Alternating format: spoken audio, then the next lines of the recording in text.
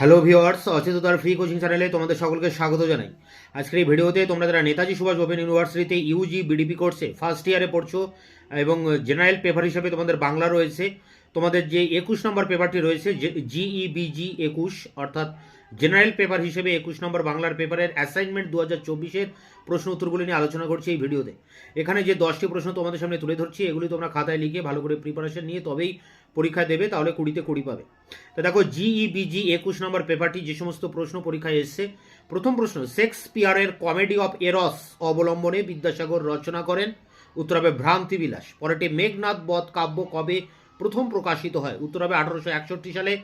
পরেরটি, কুলীন কুল সর্বস্ব নাটকের রচয়িতাকে? উত্তর হবে রাম নারায়ণ তর্করত্ন।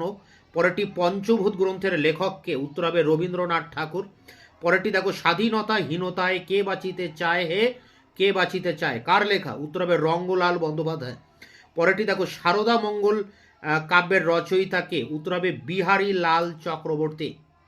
পরেরটি 7 দাগে, প্যারীচাঁদ মিত্র তার কোন রচনার জন্য বাংলা সাহিত্যে বিশেষ স্থান দখল করে আছেন? উত্তর হবে আলালের ঘরের দুলাল। পরেরটি, সুষ্ঠুভাবে রাজকার্য পরিচালনা এবং ইংরেজ কর্মচারীদের আঞ্চলিক ভাষা শেখানোর উদ্দেশ্যে স্থাপিত হয়? উত্তর হবে ফোর্ট উইলিয়াম কলেজ। পরেরটি দেখো, কথোপকথন রচনা করেন কে? উত্তর হবে উইলিয়াম কেরি। শেষ প্রশ্ন, গৌড়ীয় ব্যাকরণ কে রচনা করেন? উত্তর হবে রামমোহন রায়।